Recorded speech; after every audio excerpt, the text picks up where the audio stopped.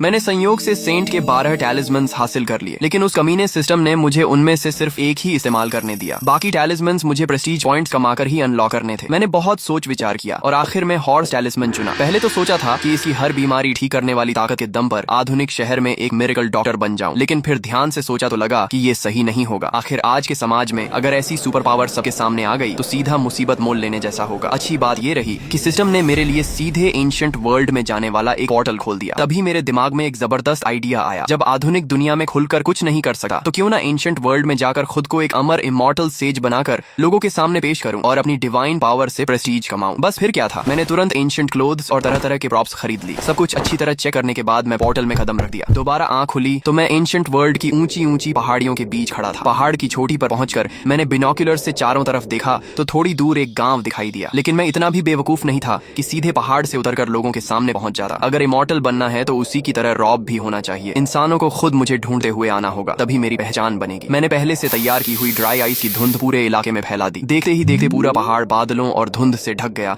और चारों तरफ इमॉर्टल ऑरा फैल गई। उसके बाद मैंने हाई पावर स्पॉटलाइट का स्विच दबाया और पहाड़ की छोटी से आसमान की ओर एक तेज सफेद रोशनी सीधी उड़ गई जो बहुत दूर तक साफ दिखाई दे रही थी। उसी समय पहाड़ के नीचे स्थित चिंगजियन विलेज में गांव के मुखिया जो माओ के चेहरे पर गहरी चिंता छाई हुई थी। कभी ये एक शांत और खुशहाल गांव था, लेकिन करीब 15 दिन पहले अचानक फैली एक प्लेग ने सब कुछ बदल दिया था। मुखिया जी, आप ही गांव के सबसे पढ़े लिखे इंसान हैं, कृपया कोई उपाय सोचिए। मेरी बेटी नियानियन को बचा लीजिए। शिकारी शीमंग धड़ाम से घुटनों पर गिर पड़ा और हाथ जोड़कर विनती करने लगा। उसके बगल में खड़ी उसकी बेटी नियानियन का चेहरा पीला पड़ चुका था। पूरा शरीर ठंडे पसीने से भीगा था और उसकी सांसें भी अब टूटने लगी थी। मुखिया ने भारी आवाज में कहा, इस प्लेग की कोई दवा नहीं है। जब तक कोई इमॉर्टल धरती पर उतर कर न आए तब तक बचने की कोई उम्मीद नहीं। तभी अचानक दूर पहाड़ों के बीच से एक चमकदार रोशनी आसमान में उठी। ये नजारा देखकर सभी लोग सन्न रह गए। मुखिया जी, वो तो शुभ संकेत है। जो माओ ने सिर उठाकर उस रोशनी को देखा और उसकी आंखें हैरानी से फैल गईं। क्या सचमुच कोई इमॉर्टल प्रकट हुआ है? चलो चलकर देखते हैं। बीमार ग्रामीण भी किसी तरह उठ खड़े हुए और एक दूसरे का सहारा लेकर पहाड़ की तरफ चलने लगे। जल्दी चलो, इमॉर्टल से हमारी जान बचाने की विनती करनी होगी। तभी जो माओ ने सबको रोकते हुए कहा, सब लोग शांत हो जाओ। वो पहाड़ यहाँ से कम 7-8 किलोमीटर दूर है। तुम लोगों की ये हालत लेकर वहाँ तक कैसे पहुँचोगे? और रात के समय जंगली जानवर भी निकलते हैं। अभी जाना बहुत खतरनाक होगा। सुबह होने दो, तब जाना ज्यादा सुरक्षित रहेगा। गाँव वाले निराश हो गए, लेकिन शीमंग अचानक खड़ा हो गया। मुखिया जी, अगर सुबह तक इंतजार किया तो हो सकता है इमॉर्टल जा चुके हों। मेरी बेटी और गाँव वाले इतना इंतजार नहीं कर सकते। मैं शिकारी हूँ और पहाड़ के रास्ते अच्छी तरह जानता हूँ। मैं पहले जाकर रास्ता देखा हूँ और चाहे कुछ भी हो जाए इमॉर्टल को गांव लेकर ही लौटूंगा। जो माओ के मन में चिंता थी, लेकिन उसके पास और कोई रास्ता भी नहीं था। उसने सिर हिलाकर कहा, सावधानी से जाना। शीमंग ने दृढ़ आवाज में जवाब दिया, चिंता मत कीजिए, मैं गांव वालों का भरोसा कभी नहीं तोड़ूंगा। इतना कहकर उसने अपनी कुल्हाड़ी उठाई, मशाल जलाई और गहरे जंगल की तरफ दौड़ पड़ा। उधर मैं बिनोक्यूलर से नीचे गांव वालों की हर हरकत देख रहा था। मेरे चेहरे की मुस्कान अब छिपाए नहीं छिप रही थी। आखिर मछली कांटे में फंस ही गई। मैं आराम से एक समतल पत्थर पर पालथी मारकर बैठ गया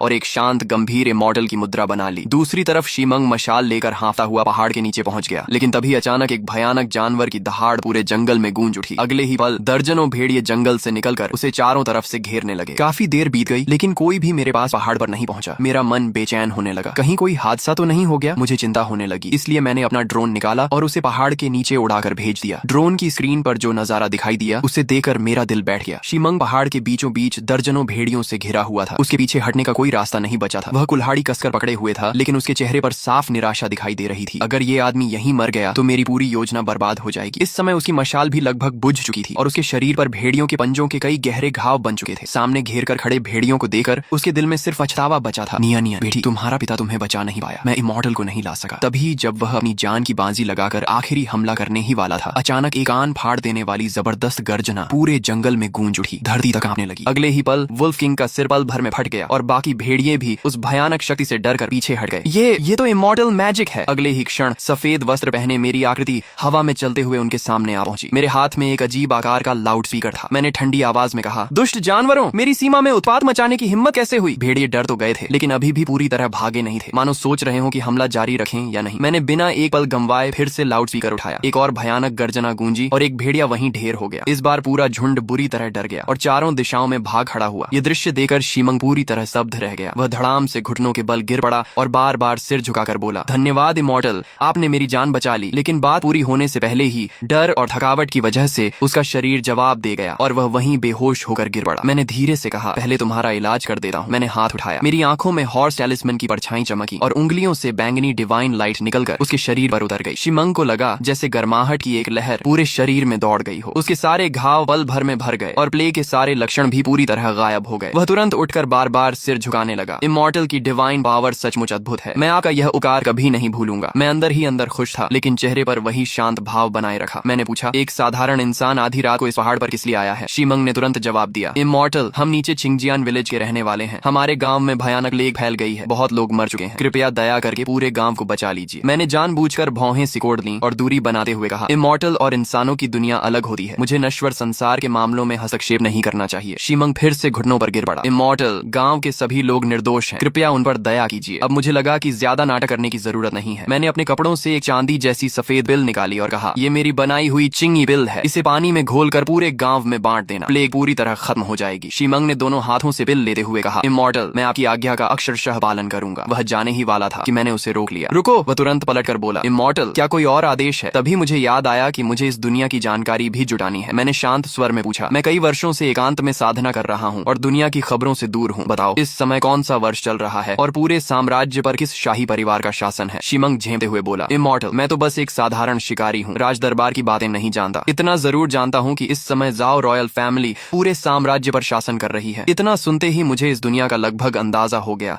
लेकिन मैंने चेहरे पर कोई भाव नहीं आने दिया। ठीक है, मैंने तो यूं ही पूछ लिया था। शीमंग जल्दी से बोला, हमारे गांव के मुखिया जो माओ पढ़े लिखे हैं, उन्हें दुनिया की काफी जानकारी है। मैं नीचे जाकर उन्हें आपके दर्शन के लिए भेज दूंगा। फिर उसने झिझकते हुए पूछा, इमॉर्टल, गांव लौटने के बाद मैं आपके सम्मान में एक श्राइन बनवाना चाहता हूँ ताकि हर दिन आपकी पूजा कर सके। कृपया अपना डिवाइन नेम बताइए। यह सुनकर मेरे मन में एक विचार आया, अगर मुझे इस दुनिया में अपना प्रभाव बनाना है तो एक दमदार नाम होना चाहिए। चूंकि 12 टैलिस्मन्स की शक्ति होली लॉर्ड से जुड़ी थी, मैंने तुरंत फैसला किया। मैंने हल्का सा सिर उठाकर कहा, मेरा नाम होली लॉर्ड सुचान है। अब जाओ और समय बर्बाद मत करो। शीमंग ने आदर से सिर झुकाया, बिल को सावधानी से सीने से लगाया और तेजी से पहाड़ से नीचे उतर गया। उसे जाते हुए देखकर मेरे होंठों पर हल्की मुस्कान आ गई। उधर छिंगजियन विलेज में सभी लोग बेचैनी से उसका इंतजार कर रहे थे। तभी दूर से तेज कदमों की आवाज सुनाई दी। शीमंग अंधेरे से निकलकर गांव में पहुंचा और जोर से बोला, मैं इमॉर्टल से मिल आया हूँ। ये इमॉर्टल मेडिसिन उन्होंने दी है, इसे पानी में घोलकर पीते ही प्लेग खत्म हो जाएगी। जोमाओ ने गंभीर स्वर में पूछा, क्या तुम सच कह रहे हो? कहीं वो कोई डीमन बीस्ट या भ्रम तो नहीं था? शीमंग बोला, मुखिया जी, इमॉर्टल ने एक इशारे में पूरे वुल्फ को मार भगाया और मेरे सारे घाव और प्लेग भी पल भर में ठीक कर दिए। इसमें जरा भी झूठ नहीं है। उसने अपने कपड़े हटाकर शरीर दिखाया। सचमुच उसके सारे घाव गायब थे। जोमाओ ने ध्यान से देखकर कहा, अगर सचमुच इमॉर्टल का आदेश है तो हम उसी का पालन करेंगे। उसने तुरंत पानी से भरा बड़ा बर्तन मंगवाया और बिल उसमें घोल दी। सब लोग लाइन लगाओ, हर व्यक्ति सिर्फ एक कटोरा पिएगा। जैसे ही गांव वालों ने वह पानी पिया, उनके शरीर हल्के हो गए और सारी तकलीफें गायब होने लगी। केवल 1 घंटे के भीतर पूरे गांव की प्लेग पूरी तरह खत्म हो गई। पूरा गांव खुशी से गूंज उठा। ये सचमुच डिवाइन मेडिसिन है? किसी ने पूछा। शीमंग, इमॉर्टल का नाम क्या है? हमें उनका धन्यवाद करना होगा। शीमंग ने गर्व से कहा, इमॉर्टल ने अपना नाम होली लॉर्ड सुचान बताया है और उन्होंने मुखिया जी को कल पहाड़ पर बुलाया है। जो माओ ने तुरंत कहा, अगर इमॉर्टल ने बुलाया है तो मैं स्वयं जाकर उनके दर्शन करूंगा। अगली सुबह मेरी आंख खुली तो आदत के अनुसार मैंने सिस्टम पैनल खोला। उसमें दिख रहे आंकड़े देकर मैं कुछ पल के लिए चौंक गया। होस्ट सूसीआई, horse talisman unlock, next talisman unlock, progress 100%। मैं हैरान रह गया। क्या प्रोग्रेस पूरी हो गई? लेकिन छिंगजियन विलेज की आबादी तो बहुत कम है, इतनी जल्दी प्रेस्टीज कैसे भर गई? मैंने तुरंत सिस्टम से पूछा, ये कैसे हुआ? सिस्टम ने जवाब दिया, प्रेस्टीज केवल लोगों की संख्या से नहीं मिलती, उनकी फेथ, ग्रेटिट्यूड, इमोशन की इंटेंसिटी और आपके प्रभाव के दायरे को मिलाकर गणना की जाती है। ये सुनते ही मुझे सब समझ आ गया। गांव वाले पहले प्लेग से पूरी तरह निराश हो चुके थे और फिर मैंने उन्हें डिवाइन पावर और मेडिसिन से बचा लिया, इसलिए उनका विश्वास और श्रद्धा बेहद गहरी हो गई थी। अब मुझे इमॉर्टल की पहचान को और मजबूत करने के लिए अगली शक्ति चाहिए थी। मैंने बिना देर किए अगला टैलिस्मन अनलॉक कर दिया। एक नई शक्ति मेरे शरीर में समा गई। मैंने सामने पड़े एक विशाल पत्थर पर ध्यान लगाया। अगले ही पल मुझे महसूस हुआ कि कोई अदृश्य शक्ति मेरे अंदर जाग उठी है। मैंने मन को केंद्रित किया और अचानक मेरे पैर जमीन से ऊपर उठ गए। मैं हवा में तैरने लगा। तो यही उड़ने का एहसास है। मैं खुशी से भर गया और पक्षी की तरह पहाड़ों के बीच उड़ता रहा। काफी देर बाद वापस चोटी पर लौट आया। उड़ने की आदत पड़ने के बाद मैंने नई शक्ति की दूसरी क्षमता आजमाने का फैसला किया। मैंने कई किलोमीटर दूर दूसरी पहाड़ी पर पड़े एक विशाल पत्थर पर ध्यान लगाया। देखते हैं क्या मैं उसे यहाँ से नियंत्रित कर सकता हूँ। कुछ ही पल में वह विशाल चट्टान हवा में उठ गई और वहीं स्थिर होकर तैरने लगी। मैं मुस्कुराया। लगता है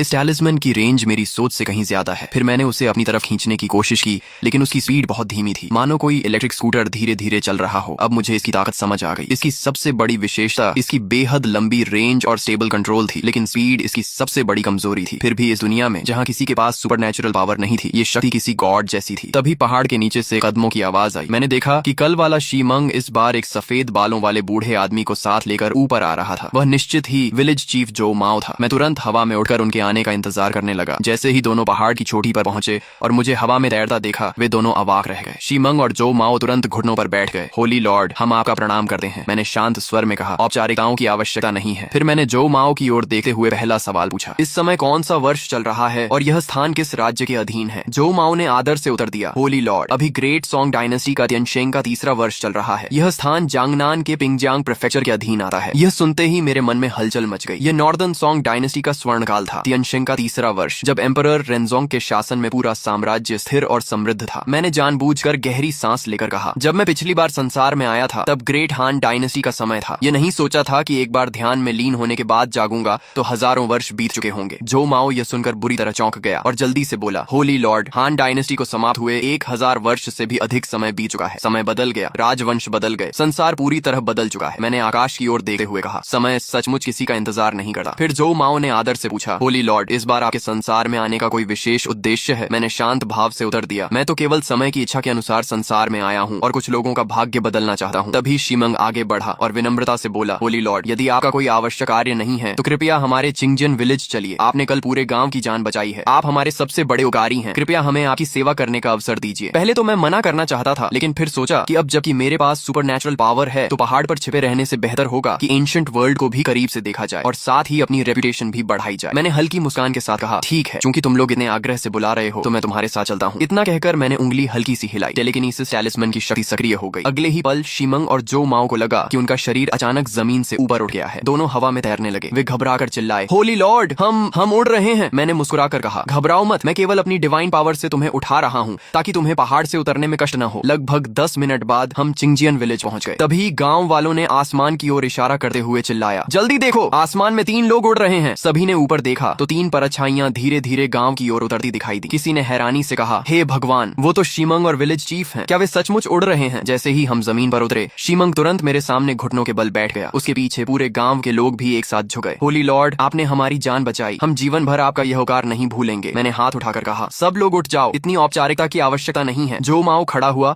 और ऊंची आवाज में बोला, आज चिंगजियन विलेज का सबसे शुभ दिन है। हर परिवार अपने घर का सबसे अच्छा भोजन लेकर आए। आज हम होली लॉर्ड के स्वागत में भोज करेंगे। सभी गांव वाले खुशी से अपने अपने घरों की ओर दौड़ पड़े। थोड़ी ही देर में गांव के बीच लंबी मेजें सज गईं। उन पर घर की बनी शराब, स्मोक्ड मीट और तरह तरह के भोजन रख दिए गए। भोजन समाप्त होने के बाद मैं वापस पहाड़ की ओर लौटने लगा। तभी जो माओ ने मुझे रोकते हुए कहा, होली लॉर्ड, पूरे गांव ने मिलकर निर्णय लिया है कि हम आपके लिए यहीं एक बड़ा निवास बनाएंगे। कृपया हमेशा हमारे गांव में ही रहिए। मैंने मुस्कुराकर पूछा, तुम लोग मुझे यहीं क्यों रोकना चाहते हो? जो माओ ने गंभीर स्वर में कहा, होली लॉर्ड, भले ही आज का समय समृद्ध का हो, लेकिन पिंगजांग प्रीफेक्चर के आसपास अभी भी महामारी और अनहोनी घटनाएं होती रहती हैं। आसपास के 7-8 गांव प्लेग की वजह से लगभग उजड़ चुके हैं। हम आपसे प्रार्थना करते हैं कि चिंगजियन विलेज की रक्षा करें ताकि हमारे लोग हमेशा सुरक्षित रहें। उनकी सादगी देकर मेरा मन सचमुच पिघल गया, लेकिन मैं जानता था कि एक इमॉर्टल को रहस्यमय बने रहना चाहिए। अगर मैं हमेशा गांव में रहने लगा तो लोगों की श्रद्धा धीरे धीरे कम हो जाएगी। मैंने मुस्कुराकर कहा, जो व्यक्ति साधना करता है उसे पर्वतों और प्रकृति के बीच रहना चाहिए। मैं गांव में स्थायी रूप से नहीं रह सकता, लेकिन चिंगलू माउंटेन पर अपना केव रेजिडेंस बनाकर वहीं निवास करूंगा। अगर तुम्हें कभी मेरी आवश्यकता हो तो पहाड़ पर आ जाना। जो माओ और शिमंग दोनों के चेहरे खुशी से खिल उठे और उन्होंने तुरंत सिर झुकाकर हामी भर दी। तभी जो माओ ने झिझकते हुए पूछा, होली लॉर्ड, कल आपने जो इमॉर्टल पिल दी थी, क्या वह बहुत कीमती थी? मैंने सिर हिलाकर कहा, हाँ, ऐसी इमॉर्टल पिल्स बनाना बेहद कठिन होता है। उन्हें तैयार करने के लिए कई दुर्लभ स्पिरिचुअल हर्ब्स की आवश्यकता पड़ती है। इस समय मेरे पास तैयार पिल्स नहीं है। मैंने मन ही मन सोचा कि अगर हर बार पिल दूंगा तो लोग सिर्फ मेडिसिन को याद रखेंगे, लेकिन अगर मैं अपनी डिवाइन पावर से लोगों का इलाज करूंगा तो उनका विश्वास और भी गहरा होगा। इसलिए मैंने आगे कहा, हालांकि इस समय मेरे पास पिल्स नहीं है, लेकिन मैं अपनी डिवाइन पावर से लोगों का उपचार कर सकता हूँ। आसपास के जिन गांवों में प्लेग फैली है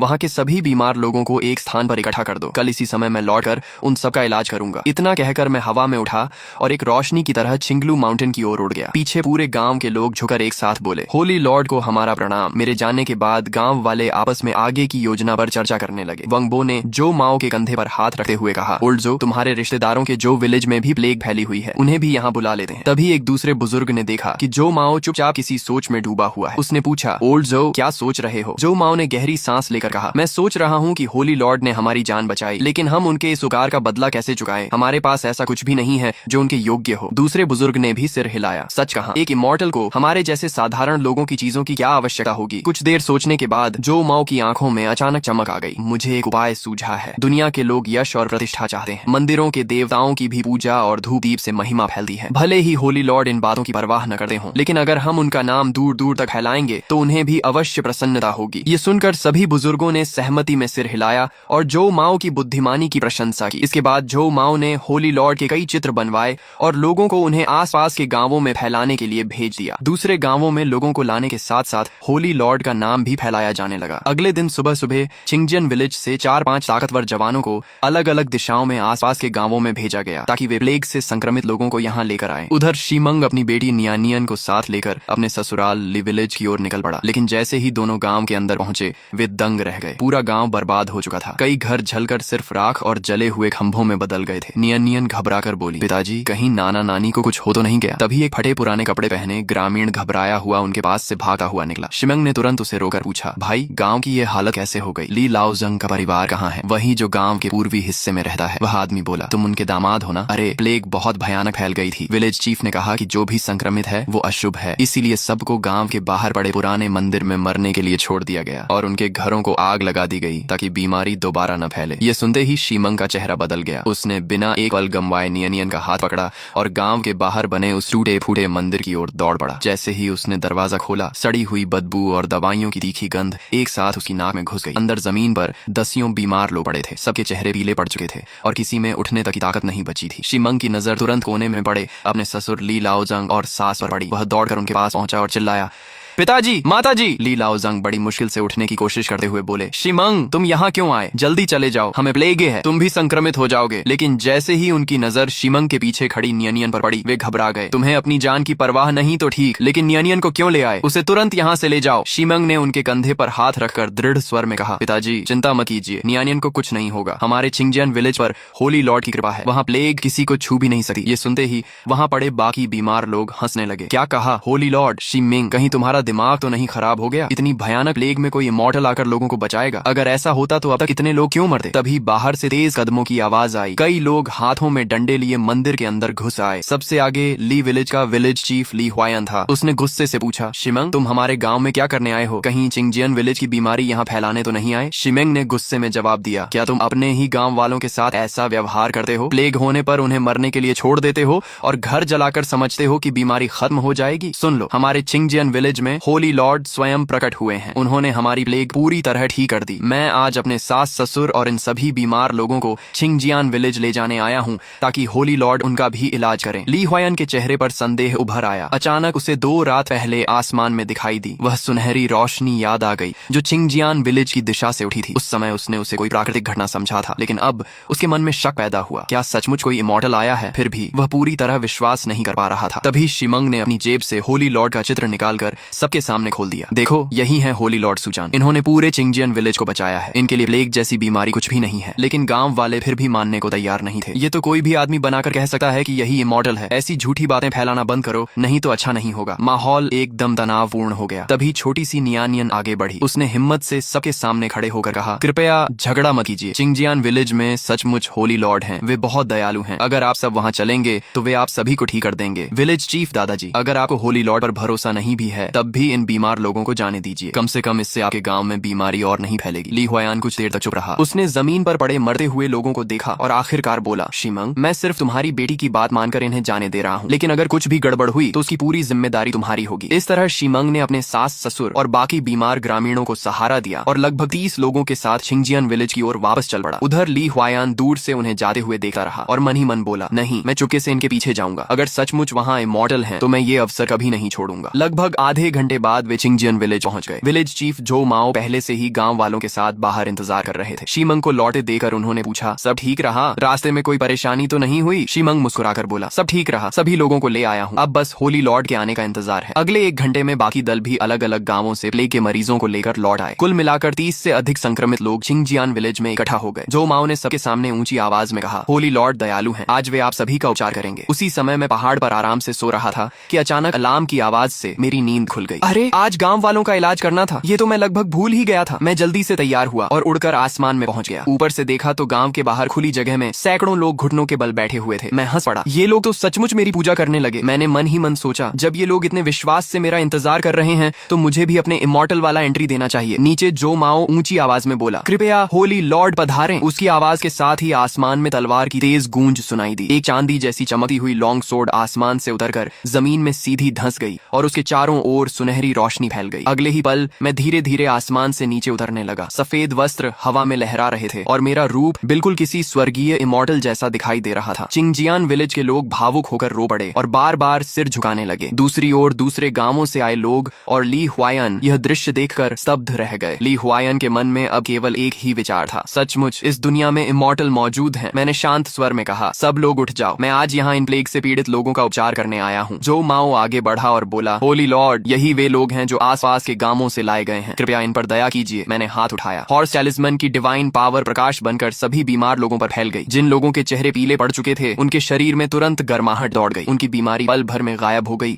और उनका शरीर पहले से भी अधिक स्वस्थ महसूस होने लगा। सभी लोग आश्चर्य से चिल्ला उठे, ये सचमुच चमत्कार है, होली लॉर्ड ने हमें बचा लिया। जब आखिरी किरण भी गायब हो गई तब वहां मौजूद सभी ग्रामीण एक साथ घुटनों पर बैठ गए। होली लॉर्ड, आपने हमारी जान बचाई, हम आपका यह उपकार कभी नहीं भूलेंगे। मैंने मुस्कुराकर कहा, उठ जाओ, इसकी आवश्यकता नहीं है। तभी जो माओ जल्दी से मेरे सामने आया और आदर पूर्वक बोला, होली लॉर्ड, मुझसे एक भूल हो गई है। मैंने आपकी अनुमति के बिना आपका चित्र बनवाकर आसपास के गांवों में भेज दिया ताकि लोग आपके महान कार्यों के बारे में जान सकें। यदि मैंने कोई अपराध किया हो तो कृपया मुझे क्षमा कर दीजिए। यह सुनकर मेरे मन में एक नया विचार कौंध गया और मैं कुछ क्षण के लिए गहरी सोच में डूब गया। मेरे मन में तुरंत ख्याल आया कि जितना ज्यादा मेरा नाम फैलेगा उतना ही मेरे प्लान के लिए अच्छा होगा। लेकिन बाहर से मैंने शांत भाव बनाए रखा और कहा, कोई बात नहीं, तुमने जो किया लोगों की जान बचाने के लिए किया, मैं तुम्हें दोष नहीं देता। यह सुनते ही जो माओ ने राहत की सांस ली। तभी ली विलेज के विलेज चीफ ली हुआयान आगे बढ़े और बोले, होली लॉर्ड, कृपया हमारे ली विलेज पर भी कृपा कीजिए। हम भी आपके सम्मान में एक मंदिर बनाना चाहते हैं और आपकी पूजा करना चाहते हैं, कृपया हमें इसकी अनुमति दें। जो माओ ने आश्चर्य से पूछा, विलेज चीफ ली, आप यहाँ कैसे? ली हुआयान मुस्कुराकर बोला, मुझे अपने गांव वालों की चिंता थी, इसलिए मैं चुके सेन के पीछे पीछे चला आया, लेकिन यहाँ आकर सचमुच होली लॉर्ड के दर्शन हो गए। जो माओ के मन में थोड़ी नाराजगी तो थी कि उसने चोरी छिपे उनका पीछा किया, लेकिन उसने कुछ नहीं कहा और चुप रहा। मैंने दोनों की ओर देखकर कहा, तुम लोगों की भावना मैं समझता हूँ, लेकिन मंदिर बनाने के लिए जरूरत से ज्यादा धन खर्च मत करना, अपनी क्षमता के अनुसार ही करना, लोगों पर बोझ डालना उचित नहीं होगा। ली हुआयान ने तुरंत सिर झुकाकर कहा, होली लॉर्ड, हम आपकी शिक्षा हमेशा याद रखेंगे, किसी भी ग्रामीण पर अतिरिक्त बोझ नहीं डालेंगे। मैंने संतोष से सिर हिलाया और तुरंत अपना सिस्टम पैनल खोला। होस्ट सूसीआई, horse talisman unlock, chicken talisman unlock, next talisman unlock, progress TCT 6%। ये देखकर मैंने मन ही मन सोचा, जब ये सभी लोग अपने अपने गांव लौटकर आज की घटना का प्रचार करेंगे तब अगला टैलिस्मन अनलॉक होने में ज्यादा समय नहीं लगेगा। लेकिन अगली बार कौन सा टैलिस्मन चुनना सही रहेगा? अगले दिन सुबह चिंगजियान विलेज की एक छोटी सी गली में एक साधारण बूढ़ा आदमी दिखाई दिया। वास्तव में वह मैं ही था जिसने मंकी टैलिस्मन की शक्ति से अपना रूप बदल लिया था। हाँ, पिछली रात प्रेस्टीज भरने के बाद मैंने तीसरे टैलिस्मन के रूप में मंकी टैलिस्मन चुना था। यह केवल इंसानों और चीजों को जानवरों में नहीं बदल सकता था, बल्कि मुझे किसी भी दूसरे इंसान का रूप धारण करने की शक्ति भी देता था। मैं आराम से गांव में घूमता हुआ एक छोटे से स्कूल के सामने पहुंचा। खिड़की से झांकर देखा तो जो माओ सामने खड़े होकर लगभग दर्जन भर बच्चों को 3 कैरेक्टर क्लासिक पढ़ा रहे थे। मैं मन ही मन बोला, जो माओ सचमुच ज्ञानवान इंसान है, तभी तो पूरे चिंगजियान विलेज में उसका इतना सम्मान है। जब पढ़ाई खत्म हुई और बच्चे खेलने बाहर चले गए तब मैं अंदर गया और मुस्कुराकर पूछा, विलेज चीफ जो, आप इतनी मेहनत से बच्चों को पढ़ा रहे हैं, क्या चाहते हैं कि ये बड़े होकर इंपीरियल एग्जामिनेशन पास करें और अधिकारी बने? जो माओ ने मुझे ध्यान से देखते हुए कहा, बुजुर्ग महाशय, लगता है आप बाहर से आए हैं। मैं बच्चों को इसलिए नहीं पढ़ाता कि वे सब अधिकारी बने, मैं सिर्फ चाहता हूँ कि वे पढ़ लिखकर सही और गलत का अंतर समझ सकें। अगर वे अधिकारी न भी बने तो भी ज्ञान के सहारे उनका जीवन केवल खेती करने से बेहतर होगा। यह सुनकर मेरे मन में जो माओ के लिए सम्मान और बढ़ गया। सचमुच यह दूरदर्शी और नेक इंसान है। जब सारे बच्चे घर चले गए तब जो माओ ने मुझे अपने घर चलने का निमंत्रण दिया, लेकिन जैसे ही मैं उसके घर के अंदर पहुंचा वह अचानक मेरे सामने घुटनों के बल बैठ गया। होली लॉर्ड को मेरा प्रणाम। मैं एक पल के लिए चौंक गया। इतनी जल्दी पहचान लिया? ऐसा तो नहीं होना चाहिए था। मैंने पूछा, तुमने मुझे कैसे पहचान लिया? जो माओ ने आदर से उत्तर दिया, होली लॉर्ड, भले ही आपने अपना चेहरा बदल लिया हो, लेकिन आपका स्वभाव, आपकी आवाज और आपका व्यक्तित्व किसी साधारण बूढ़े जैसा नहीं हो सकता। और होली लॉर्ड को इस दुनिया में आए अभी केवल 3 दिन हुए। पिंगजांग प्रेफेक्चर की प्लेग भी अभी पूरी तरह खत्म नहीं हुई। ऐसे समय में कोई बाहरी आदमी यूं ही चिंगजियान विलेज के स्कूल में नहीं आएगा। मैंने सुना है कि इमॉर्टल्स हजारों रूप धारण कर सकते हैं, इसलिए मैंने साहस करके अनुमान लगाया कि आप ही होली लॉर्ड हैं। अब जबकि मेरा भेद खुल ही चुका था, मैंने छिपाने का कोई प्रयास नहीं किया। उंगली हल्की सी हिलाते ही मंकी टैलिस्मन का प्रभाव समाप्त हो गया और मैं अपने असली रूप में लौट आया। मैंने मुस्कुराकर कहा, जब तुमने पहचान ही लिया है तो अब छिपाने का कोई अर्थ नहीं। मैं आज केवल यह देखने आया था कि साधारण लोगों का जीवन कैसा होता है। तभी मेरे मन में अचानक एक नया विचार आया। मैंने हाथ उठाया और पास बैठी एक आवारा बिल्ली को पिक्सियू नाम के दिव्य जीव में बदल दिया। फिर मुस्कुराकर बोला, अब मेरे लिए धन इकट्ठा करने का भी एक तरीका होना चाहिए। यह पिक्सियू सोना चांदी पहचान सकता है, लेकिन मैं लोगों से धन चढ़ाने के लिए नहीं कह सकता। जो माओ उस जीव को देखकर पूरी तरह स्तब्ध रह गया। उसने तुरंत सिर झुकाकर कहा, होली लॉर्ड की डिवाइन पावर सचमुच असीम है। आज मैंने फिर एक नया चमत्कार देख लिया। कुछ देर सोचने के बाद उसने सिर उठाकर कहा, होली लॉर्ड, मेरे मन में एक सुझाव है, शायद इससे आपके लिए पर्याप्त सोना चांदी भी इकट्ठा हो जाए। मैंने उत्सुकता से पूछा, बताओ। जो माओ बोला, चिंगलू माउंटेन माउंटेन के नीचे कई वर्षों से एक डाकुओं का गिरोह छिपा हुआ है। उनका सरदार ब्लैक बेयर है। वे ब्लैक बेयर स्ट्रॉन्ग होल्ड में रहते हैं और आसपास के गांवों को लूटकर बहुत सारा सोना चांदी जमा कर चुके हैं। ये लोग बेहद निर्दयी हैं, लेकिन अधिकारी आज तक उनके खिलाफ कोई ठोस कार्रवाई नहीं करते। मैंने पूछा, ऐसा क्यों? जो माओ ने धीमी आवाज में कहा, मैंने सुना है कि ब्लैक बेयर का काउंटी मैजिस्ट्रेट से गुप्त संबंध है। डाकुओं की लूटी हुई दौलत का बड़ा हिस्सा उसी मैजिस्ट्रेट तक पहुंचता है, इसलिए सरकार की डाकुओं के खिलाफ कार्रवाई सिर्फ दिखावा होती है। ये सुनकर मेरे चेहरे पर ठंडी मुस्कान आ गई। अगर ऐसा है तो मुझे रास्ता दिखाओ। कुछ देर बाद हम ब्लैक बेयर स्ट्रॉन्ग होल्ड के पास बसे लुअनशी विलेज पहुंचे। पूरा गांव वीरान पड़ा था। हर घर के दरवाजे और खिड़कियां बंद थीं। कभी कभी कोई ग्रामीण झांकता और हमें देखकर तुरंत अंदर छिप जाता। जो माओ ने गहरी सांस लेते हुए कहा, होली लॉर्ड, इस गांव पर डाकुओं ने सबसे ज्यादा अत्याचार किए हैं। लोग इतने डर चुके हैं कि जरा सी आहट सुनते ही छिप जाते हैं। मैंने पूछा, ये लोग कहीं और जाकर क्यों नहीं बस जाते? जो माओ कड़वी मुस्कान के साथ बोला, आजकल हर जगह भारी टैक्स और अत्याचार है। अगर ये लोग यहाँ से भी चले जाएं तो भी कहीं सुरक्षित जगह नहीं मिलेगी और कई परिवार पीढ़ियों से यहीं रह रहे हैं। अपनी जन्मभूमि छोड़ना उनके लिए आसान नहीं है। मैं इस युग का नहीं था, लेकिन उनकी बेबसी महसूस कर सकता था। मेरे भीतर गुस्सा उमड़ पड़ा। इस भ्रष्ट व्यवस्था में जनता पिस रही है, अधिकारी लालची हैं और डाकू खुलेआम अत्याचार कर रहे हैं। अगर मेरे पास शक्ति है तो मैं चुप नहीं बैठ सकता। तभी पास से किसी के रोने की आवाज आई। एक गठीला आदमी दीवार के सहारे बैठा सिर झुकाए फूट फूट कर रो रहा था। मैं उसके पास गया और पूछा, भाई इतनी पीड़ा क्यों है? उसने मुझे देकर हाथ जोड़ दिए। सरकार से आए हैं, कृपया मेरी मदद कीजिए। मेरी पत्नी और बच्चों का बदला दिला दीजिए। मैंने शांत स्वर में कहा, मैं कोई सरकारी अधिकारी नहीं हूँ, बस एक राहगीर हूँ, लेकिन अगर तुम्हें बदला चाहिए तो मैं तुम्हारी मदद कर सकता हूँ। वह निराश होकर बोला, वे डाकू बहुत ज्यादा हैं, उनके पास हथियार हैं, मैं अकेला उनका कुछ नहीं बिगाड़ सकता। कुछ दिन पहले वे हमारे गांव आए थे और मेरी पत्नी और बच्चों को मार डाला। मैं आगे बढ़ने लगा, लेकिन कुछ कदम बाद पीछे से उसके दौड़ने की आवाज आई। वह हमारे पास आकर बोला, मैं भी आपके साथ चलूंगा, चाहे मर जाऊं, लेकिन अपनी पत्नी और बच्चों का बदला लेकर रहूंगा। मेरा नाम वंग हू है। मैं ब्लैक बेयर स्ट्रॉन्ग होल्ड के हर रास्ते को जानता हूँ। जो माओ मुस्कुरा कर बोला, वंग हू, तुम्हारे सामने खड़े ये कोई साधारण व्यक्ति नहीं बल्कि होली लॉर्ड है। ये स्वर्ग से लोगों को बचाने आए हैं। ये तुम्हारा बदला जरूर दिलाएंगे। वंग हू ने अविश्वास से मेरी ओर देखा। मैंने बिना कुछ कहे हाथ उठाया। हॉर्स टैलिस्मैन की डिवाइन पावर उसके पूरे शरीर में फैल गई। उसके पुराने घाव पल भर में भर गए। मैंने मुस्कुराकर पूछा, अब विश्वास हुआ? वंग हू ने अपने शरीर की ताकत महसूस की और तुरंत घुटनों के बल बैठ गया। होली लॉर्ड, कृपया मुझे मेरी पत्नी और बच्चों का बदला लेने दीजिए। मैं जीवन भर आपकी सेवा करूंगा। मैंने उससे उठाते हुए कहा, उठो, तुम्हें अपने हाथों से बदला लेने का अवसर मिलेगा। हम तीनों आगे बढ़े और लगभग आधे घंटे बाद ब्लैक बेयर स्ट्रॉन्ग होल्ड के मुख्य द्वार पर पहुंच गए। ऊंची दीवारों पर हथियारबंद डाकू खड़े थे। सबसे आगे उनका सरदार ब्लैक बेयर था, जिसकी एक आंख खराब थी। उसने जोर से हंसते हुए कहा, सिर्फ तुम 3 लोग हमारे स्ट्रॉन्ग होल्ड पर हमला करने आए हो? लगता है जीने से ऊब चुके हो। वांग हू दहाड़ कर बोला, ब्लैक बेयर, तुम जैसे दरिंदे ने न जाने कितने निर्दोष लोगों की जान ली है। आज तुम्हारा अंत होगा। मैंने वांग हू की ओर देखा और कहा, जाओ, अपनी पत्नी और बच्चों का बदला खुद लो। मैंने हाथ फैलाया। मंकी टैलिस्मैन और हॉर्स टैलिस्मैन की शक्तियां एक चमकते हुए प्रकाश गोले में बदल गईं, जिससे मैंने सीधे वांग हू के शरीर में पहुंचा दिया। अगले ही पल उसका शरीर बदलने लगा। उसकी हड्डियां फैल गईं, पूरे शरीर पर धारियां उभर आईं और एक भयानक गर्जना के साथ वह एक विशाल बाघ में बदल गया। वांग हू ने अपने पंजों को देखा और उसकी आंखों में उत्साह चमक उठा। यही है शक्ति, यही है बदले की ताकत। उसी समय मैंने अपने साथ आए पिक्सियू को भी आजाद कर दिया और कहा, जाओ, उसके साथ मिलकर लड़ो। विशाल बाघ बिजली की तरह डाकुओं पर टूट पड़ा। उसके एक पंजे के वार से कई डाकू चीखते हुए जमीन पर गिर पड़े। चारों तरफ खून बिखर गया। बाकी डाकू घबरा कर तलवारें और भाले लेकर उस पर टूट पड़े, लेकिन हॉर्स टैलिस्मैन की रिजनरेशन पावर की वजह से उसके शरीर पर कोई असर नहीं हुआ। घाव बंधे और उसी पल भर जाते। दूसरी ओर पिक्सियू हवा में छलांगे लगाता हुआ तीरों के बीच घूम रहा था। डाकुओं के तीर उसके शरीर से टकराकर सिर्फ टन टन की आवाज करते और नीचे गिर जाते। ब्लैक बेयर ने खुद को संभालते हुए जोर से चिल्लाया, डरो मत, ये सिर्फ 2 जानवर हैं। जो इन्हें मार देगा उसे 200 चांदी के सिक्के इनाम में मिलेंगे। लेकिन उसकी बात पूरी भी नहीं हुई थी कि पिक्सियू बिजली की रफ्तार से उस पर झपटा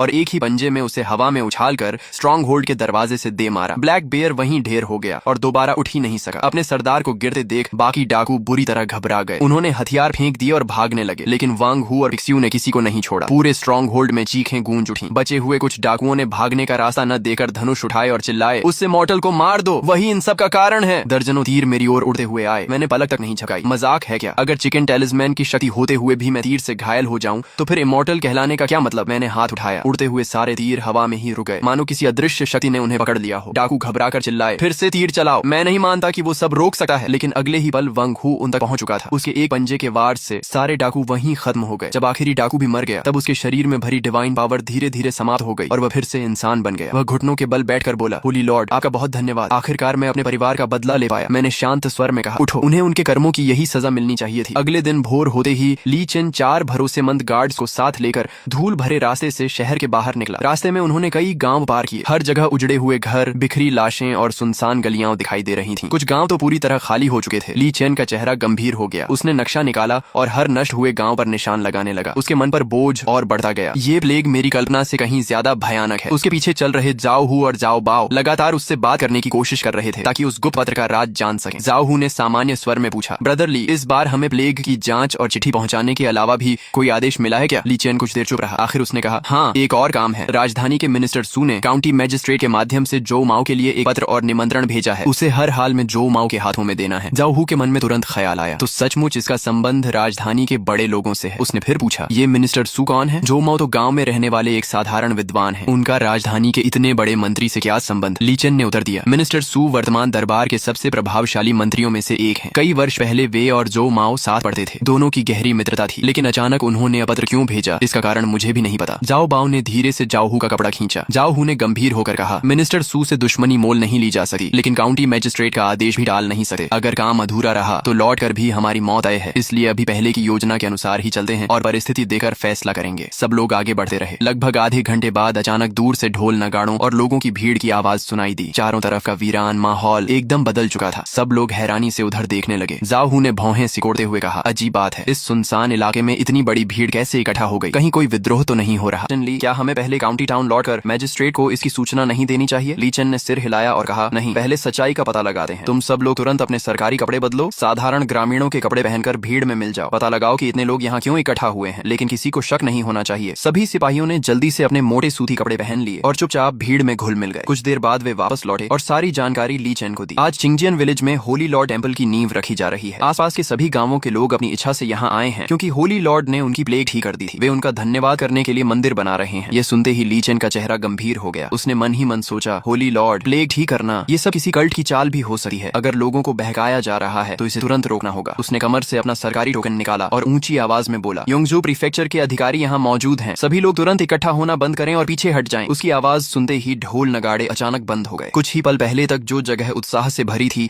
वहाँ सन्नाटा छा गया। सभी ग्रामीण मुड़कर सतर्क नजरों से ली चेन को देखने लगे। ली चेन ने चारों तरफ नजर दौड़ाई। जैसे ही उसकी नजर समारोह का संचालन कर रहे जो माओ पर पड़ी, वह कुछ पल के लिए हैरान रह गया। जो माओ का चेहरा बिल्कुल स्वस्थ था, उसके शरीर पर प्लेग का कोई निशान नहीं था। जो माओ मुस्कुराते हुए आगे बढ़ा और बोला, कैप्टन ली, बहुत दिनों बाद मुलाकात हुई। आज चिंगजियान विलेज कैसे आना हुआ? कहीं होली लॉर्ड टेम्पल की शुरुआत देखने तो नहीं आए? ली चेन ने कठोर स्वर में कहा, ब्रदर जो, क्या तुम्हें पता है कि लोगों को इस तरह किसी चमत्कार के नाम पर इकट्ठा करना कानून के खिलाफ हो सकता है? होली लॉर्ड, डिवाइन मिरेकल, ये सब लोगों को भ्रमित करने के तरीके भी हो सकते हैं। तुरंत इस भीड़ को हटाओ, नहीं तो मुझे कार्रवाई करनी पड़ेगी। जो माओ बिना घबराए मुस्कुराया, कैप्टन ली, आपको गलत फहमी हुई है, यहाँ किसी को बहकाया नहीं जा रहा। कुछ दिन पहले प्लेग फैली थी और होली लॉर्ड ने अपनी डिवाइन पावर से पूरे गांव को बचाया। लोग अपनी इच्छा से उनका धन्यवाद करने के लिए मंदिर बना रहे हैं। इसमें किसी तरह की जबरदस्ती नहीं है। ली चेन ने आसपास खड़े ग्रामीणों को ध्यान से देखा। सबके चेहरे स्वस्थ थे, किसी पर बीमारी का नामो निशान नहीं था। उसके मन में संदेह पैदा हुआ, क्या सचमुच इस होली लॉर्ड के पास प्लेग ठीक करने की शक्ति है? कुछ देर सोचने के बाद उसने कहा, ठीक है, अभी के लिए मैं तुम्हारी बात मान लेता हूँ, लेकिन अगर मुझे कोई गैर कानूनी काम दिखाई दिया तो मैं किसी को नहीं छोड़ूंगा। जो माओ ने सिर झुकाकर मुस्कुराते हुए कहा, कैप्टन ली, निश्चिंत रहें, यहाँ सब कुछ खुलेआम हो रहा है। फिर उसने ऊंची आवाज में घोषणा की, शुभ मुहूर्त आ गया है, निर्माण कार्य शुरू करो। उसके आदेश के साथ ही सभी ग्रामीण फिर से काम में लग गए। कोई नींव खोदने लगा, कोई पत्थर उठाने लगा, कोई लकड़ियां जमा करने लगा। कुछ ही पलों में पूरा माहौल फिर से जोश से भर गया। उसी भीड़ में जाओ हू ने चुके से एक लोहे का टोकन जाओ बाओ के हाथ में देते हुए फुसफुसाकर कहा, छोटे भाई, किसी बहाने से यहाँ से निकल जाओ, तुरंत ब्लैक बेयर स्ट्रॉन्ग होल्ड जाओ और ब्लैक बेयर से कहो कि अपने लोगों के साथ चिंगजियन विलेज पर हमला कर दे। जो माओ और ली चेन दोनों को किसी भी कीमत पर खत्म करना होगा। जाओ बाओ ने हल्के से सिर हिलाया और भीड़ का फायदा उठाकर चुपचाप वहाँ से निकल गया। दूसरी ओर जो माओ ने ली चेन से कहा, कैप्टन ली, हमें मिले हुए कई साल हो गए, अब शाम भी हो चुकी है, क्यों ना आप और आपके साथी आज रात चिंगजियन विलेज में ही रुक जाएं, सुबह आराम से प्लेग की जांच के लिए निकल जाना। ली चेन भी मन ही मन होली लॉर्ड और प्लेग की सच्चाई जानना चाहता था, इसलिए उसने हामी भर दी। ठीक है ब्रदर जो, आज रात तुम्हें कष्ट देना पड़ेगा। रास्ते में चलते हुए ली चेन को अचानक कुछ याद आया। उसने कहा, ब्रदर जो, इस बार आने का एक और उद्देश्य भी था। काउंटी मैजिस्ट्रेट ने आपके लिए यह पत्र भेजा है। जैसे ही जो माओ ने लिफाफे पर सुचिंगची का नाम देखा, उसका चेहरा गंभीर हो गया। उसकी आंखों में कई भाव एक साथ उभर आए। वह कुछ देर चुप रहा, लेकिन उसने पत्र नहीं खोला, बस उसे सावधानी से अपने कपड़ों में रख लिया। ली चेन ने आश्चर्य से पूछा, ब्रदर जो, क्या अभी नहीं पढ़ोगे? जो माओ ने हल्की मुस्कान के साथ कहा, जल्दी किस बात की, रात को शांति से बैठकर पढ़ लूंगा। चिंगजियान विलेज लौटने के बाद जो माओ ने ली चेन और उसके साथ आए सभी अधिकारियों के लिए शानदार भोज का प्रबंध किया। कई दौर तक भोजन और शराब चलती रही। माहौल थोड़ा हल्का हुआ तो ली चेन अपने मन का सवाल रोक नहीं पाया। उसने पूछा, ब्रदर जो, अगर होली लॉर्ड के पास सचमुच प्लेग ठीक करने का तरीका है तो इसकी सूचना इंपीरियल कोर्ट को क्यों नहीं देते? इससे पूरे साम्राज्य के लोगों की जान बच सकती है। जो माओ ने गंभीर स्वर में उत्तर दिया, कैप्टन ली, आप समझ नहीं रहे, ये कोई साधारण मेडिसिन या मेडिकल स्किल नहीं है, ये होली लॉर्ड का डिवाइन मिरेकल है। क्या आपने कभी किसी को पल भर में मौत के मुंह से वापस आते देखा है? क्या आपने कभी सिर्फ एक कटोरा डिवाइन वाटर पीकर किसी प्लेग के मरीज को पूरी तरह स्वस्थ होते देखा है? ये सब किसी साधारण इंसान इंसान के बस की बात नहीं है। ये सुनते ही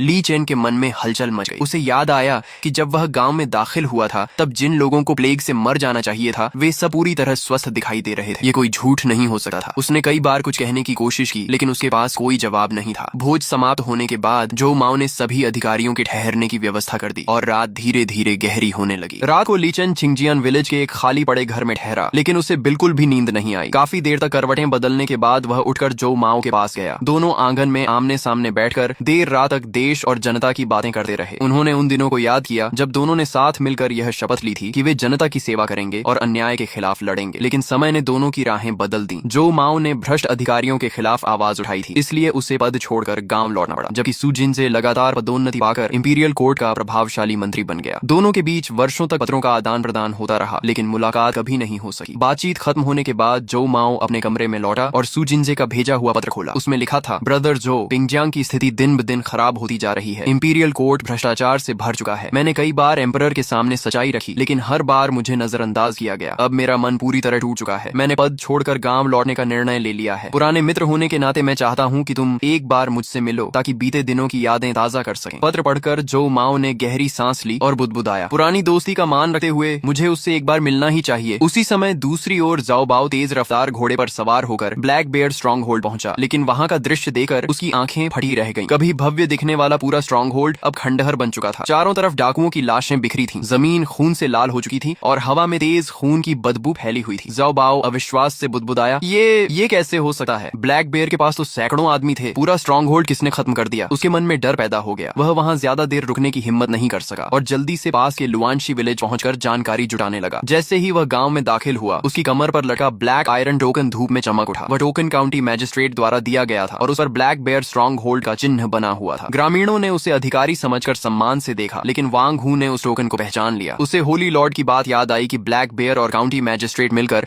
जनता पर अत्याचार करते हैं। उसने मन ही मन सोचा, तो ये उसी मैजिस्ट्रेट का आदमी है। गुस्सा दबाकर वांग हू मुस्कुराते हुए आगे बढ़ा, ऑफिसर आप इतनी दूर से आए हैं, पहले मेरे घर चलकर आराम कर लीजिए, फिर आराम से बात करेंगे। जाओ बाओ भी स्ट्रॉन्ग होल्ड की घटना जानना चाहता था इसलिए वह उसके साथ चल पड़ा। घर पहुंचते ही उसने पूछा, वांग हू ये बताओ कि ब्लैक बेयर स्ट्रॉन्ग होल्ड का ऐसा हाल कैसे हुआ? वांग हू ने अनजान बनने का नाटक करते हुए कहा, ऑफिसर हमें भी पूरी बात नहीं पता। कुछ दिन पहले एक सफेद कपड़ों वाला इमॉर्टल एक विशाल बाघ और डिवाइन बीस्ट के साथ गांव से होकर स्ट्रॉन्ग होल्ड की ओर गया था। थोड़ी देर बाद पहाड़ से चीखें सुनाई दी और फिर पूरा स्ट्रॉन्ग होल्ड ऐसे ही बर्बाद मिला। जाओ बाओ ने तिरस्कार से कहा, इमॉर्टल, डिवाइन बीस्ट, ऐसी बातें कौन मानता है? वांग हू ने तुरंत जवाब दिया, ये सच है। पूरे गांव ने अपनी आंखों से देखा। उस इमॉर्टल ने हाथ उठाया और गोल्डन लाइट प्रकट हो गई। डाकू उसके सामने टिक ही नहीं पाए। ऑफिसर पहले भोजन कर लीजिए, तब तक मैं बाकी ग्रामीणों से भी पूछताछ कर लेता हूँ। इतना कहकर वांग हू बाहर निकला और तुरंत कुछ ग्रामीणों को इकट्ठा कर धीमी आवाज में बोला, ये काउंटी मैजिस्ट्रेट का आदमी है, इसे शक हो चुका है, तुम लोग इसे थोड़ा डराओ। मैं तुरंत चिंगजियन विलेज जाकर जो माओ और होली लॉर्ड को खबर देता हूँ कि मैजिस्ट्रेट ने अपने लोग भेज दिए हैं। सभी ग्रामीण तुरंत अलग अलग दिशाओं में फैल गए। उधर जाओ बाओ को भी बेचैनी होने लगी। वह चुके से पीछे वाले आंगन में गया। तभी उसने कुछ ग्रामीणों को धीमी आवाज में कहते सुना, ये उसी भ्रष्ट मैजिस्ट्रेट का कुत्ता है, इसकी वजह से हमारे कितने लोग मारे गए, आज इसे बांधकर इसका हिसाब बराबर करेंगे, खून का बदला खून से लेंगे। ये सुनते ही जाओ बाओ के चेहरे का रंग उड़ गया। वह बिना एक पल रुके गांव से भाग निकला। उसने मन ही मन सोचा, स्ट्रॉन्ग होल्ड खत्म हो चुका है, मिशन भी असफल हो गया। अगर ये ग्रामीण मुझे पकड़ लेते तो मेरी मौत आई थी। अब मैं न जाओ के पास लौट सकता हूँ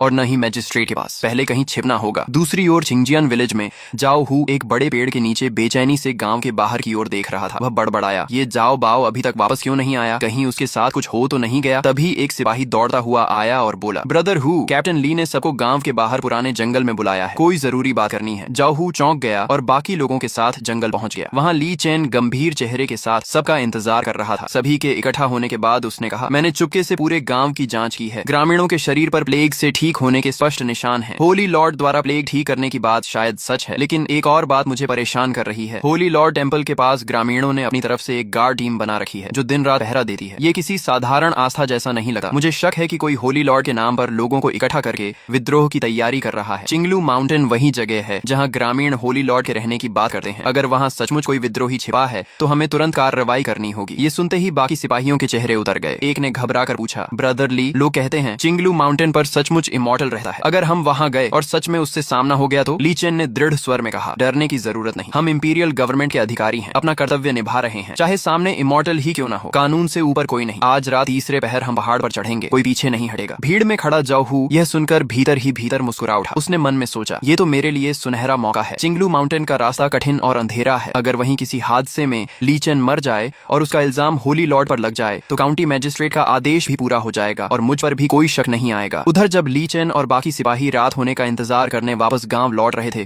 तभी वांग हू लुआनशी विलेज के कुछ ग्रामीणों के साथ हांफता हुआ चिंगजियान विलेज पहुंचा और चिल्लाया, विलेज चीफ, बड़ी मुसीबत हो गई। काउंटी मैजिस्ट्रेट ने अपना एक आदमी लुआनशी विलेज भेजा था। वह ब्लैक बेयर स्ट्रॉन्ग होल्ड के बारे में पूछताछ कर रहा था। वह मैजिस्ट्रेट का खास आदमी है। मुझे लगता है कि उसका असली निशाना होली लॉर्ड है। ये सुनते ही जो माओ का चेहरा बदल गया। उसे तुरंत टेम्पल निर्माण समारोह के दौरान बीच में गायब हुआ वह अधिकारी याद आ गया। उसने घबरा कर कहा, बुरा हो गया, वह काउंटी मैजिस्ट्रेट का जासूस था। हो सकता है सारी खबर पहले ही बाहर पहुंच चुकी हो। उसी समय चिंगलू माउंटेन की गुफा में बैठा मैं सिस्टम की सूचना देखकर हल्का सा मुस्कुराया। तो आखिरकार सरकारी अधिकारी पहाड़ पर आने वाले हैं। अच्छा है, अब उनका स्वागत भी उसी तरह किया जाएगा। रात का अंधेरा पूरे चिंगलू माउंटेन पर फैल चुका था। ली चेन काले कपड़ों में 3 सिपाहियों के साथ कठिन पहाड़ी रास्ते पर आगे बढ़ रहा था। सबसे पीछे जाओ हू चुपचाप चल रहा था। उसके हाथ कपड़ों के अंदर छिपी एक तेज खंजर को कसकर पकड़े हुए थे। तभी सबसे युवा सिपाही ने धीमी आवाज में कहा, ब्रदर ली, चिंगलू माउंटेन हमेशा से रहस्यमयी जगह मानी जाती है। हम सिर्फ 4 लोग हैं। अगर सचमुच होली लॉर्ड से सामना हो गया तो लोग ज्यादा होंगे तो हमारी मौजूदगी आसानी से पकड़ में आ जाएगी। हमारा मकसद होली लॉर्ड की असली पहचान पता करना है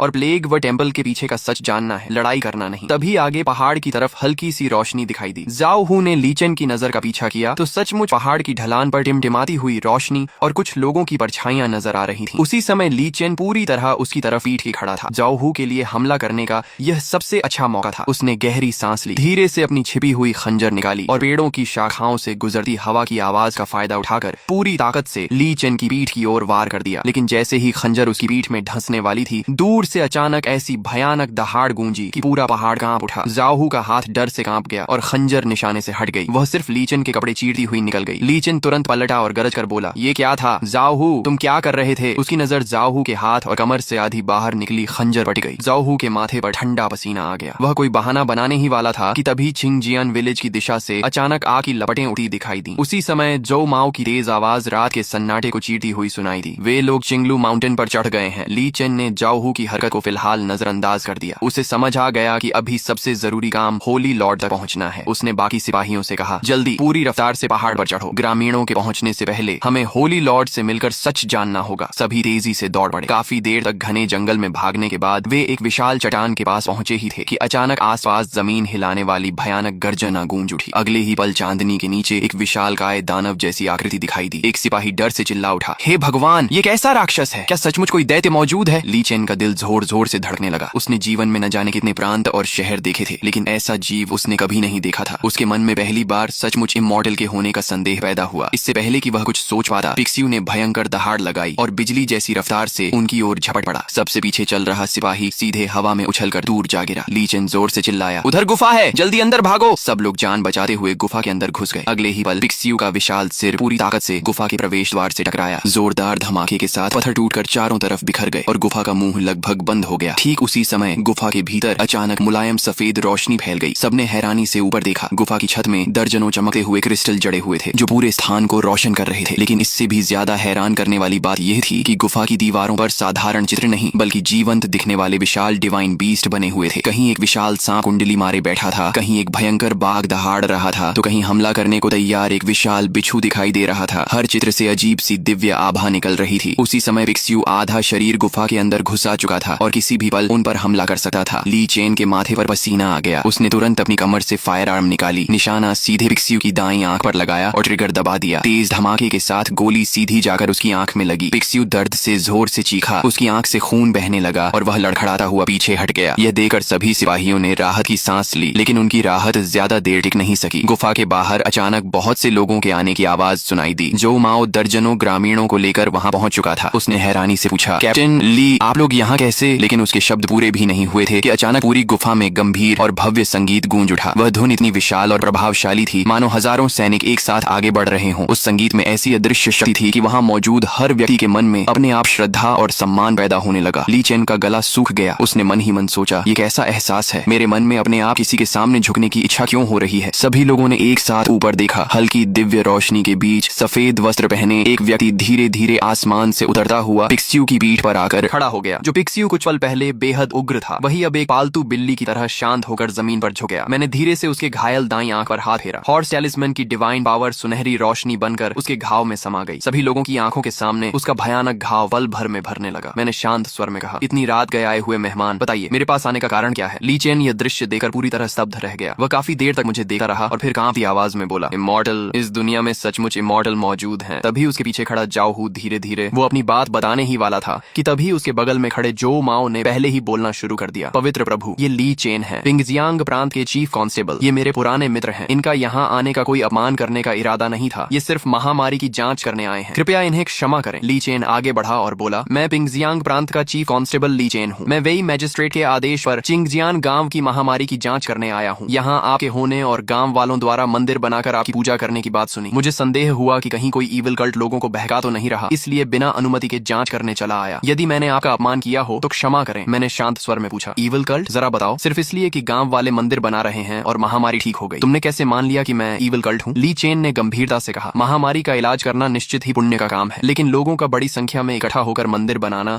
और आपका अंधभक्ति से अनुसरण करना इतिहास में दर्ज ईविल कल्ट की कार्य प्रणाली से बहुत मिलता जुलता है। मैं शाही सरकार का चीफ कांस्टेबल हूँ। जनता की रक्षा करना मेरा कर्तव्य है, इसलिए सावधान रहना मेरी जिम्मेदारी है। कृपया मेरी मजबूरी समझिए। गुफा में सन्नाटा छा गया। सबकी निगाहें मुझ पर टिक गईं, लेकिन मैं हल्का सा मुस्कुराया और बोला, कोई बात नहीं, तुम अपना कर्तव्य निभा रहे हो और जनता की चिंता करते हो, इसमें तुम्हारा क्या दोष? ली चेन ने राहत की सांस ली। फिर अचानक उसे अपने उस साथी की याद आई जिसे पिक्सियों ने उड़ा दिया था। उसने चिंतित होकर कहा, पवित्र प्रभु, हमारा एक साथी पहाड़ पर आपकी डिवाइन बीस्ट के हमले में घायल हो गया। शायद अब तक उसकी मृत्यु हो चुकी होगी। मैंने कहा, तुम उसकी बात कर रहे हो? तभी जो माओ ने ताली बजाई और दो गांव वाले एक बेहोश कांस्टेबल को उठाकर गुफा के अंदर ले आए। मैंने फिर से हॉर्स टैलिस्मन की डिवाइन पावर सक्रिय की। सुनहरी रोशनी उसकी छाती पर पड़ी और कुछ ही क्षणों में उसकी टूटी हुई हड्डियां जुड़ गईं। कांस्टेबल ने धीरे धीरे आंखें खोली। मैं कहाँ हूँ? ली भाई, हम तो पहाड़ पर थे ना? ली चेन दौड़कर उसके पास पहुंचा। उसे पूरी तरह स्वस्थ देखकर वह स्तब्ध रह गया। ये किसी सामान्य मेडिकल स्किल से संभव नहीं था। तभी जो माओ आगे बढ़ा और बोला, पवित्र प्रभु, अभी गांव वालों ने खबर दी है कि झाओ बाओ नाम का कांस्टेबल वेई मैजिस्ट्रेट की दी हुई टोकन लेकर डॉग बियर फोर्ट के डाकुओं के अड्डे पर गया था। लगता है वह डाकुओं से मिलकर कोई साजिश रच रहा था। क्या? ली चेन ने तुरंत झाओ हू की तरफ देखा और ठंडी आवाज में बोला, झाओ हू, तुम्हारा भाई डाकुओं के अड्डे पर क्या करने गया था? सच सच बताओ। झाओ हू का चेहरा पीला पड़ गया। वह घबरा कर बोला, शायद गांव वालों ने किसी और को देख लिया होगा। मेरा भाई, उसे कुछ जरूरी काम था, इसलिए वह काउंटी वापस गया है। वह कभी डाकुओं से नहीं मिलेगा। मैंने शांत स्वर में कहा, गलत फहमी हुई है या नहीं, अभी पता चल जाएगा। इतना कहकर मैंने हाथ उठाया। एक ड्रोन धीरे धीरे नीचे उतरा। मैंने कहा, ये मेरी डिवाइन इन्वेस्टिगेशन आर्टिफैक्ट है। यह बीती हुई घटनाओं को भी दिखा सकती है। तुम्हारे भाई की हरकतें सबके सामने आ जाएंगी। अगले ही पल ड्रोन से प्रकाश निकला और उसमें झाओ हू के भाई द्वारा पहाड़ पर ली चेन की हत्या करने की कोशिश का दृश्य दिखाई देने लगा। ली चेन पर मानो बिजली गिर गई। झाओ हू रोते हुए घुटनों के बल गिर पड़ा। ली भाई, मैं मजबूर था। वेई मैजिस्ट्रेट और उसके एडवाइजर ने धमकी दी थी कि अगर हमने आपको और गांव के मुखिया को नहीं मारा तो वे हमारे पूरे परिवार को खत्म कर देंगे। हमारे पास कोई दूसरा रास्ता नहीं था। ली चेन ने गुस्से से पूछा, और क्या क्या करने को कहा था? झाओ हू कांपते हुए बोला, बस इतना ही नहीं, उन्होंने कहा था कि ब्लैक बेयर के साथ मिलकर पूरे चिंगजियान गांव का नरसंहार करना है। काम पूरा होने पर 100 टाइल चांदी इनाम में देने का वादा भी किया था। यह सुनते ही गुफा में हंगामा मच गया। सभी कांस्टेबल और गांव वाले वेई मैजिस्ट्रेट को कोसने लगे। ली चेन ने झाओ हू को छोड़ दिया और झो माओ के कंधे पकड़कर बोला, झो भाई, तुरंत गांव वालों को यहाँ से हटाओ। ब्लैक बेयर के गिरोह में 300 से ज्यादा डाकू हैं। अगर वे हमला कर दें तो पूरा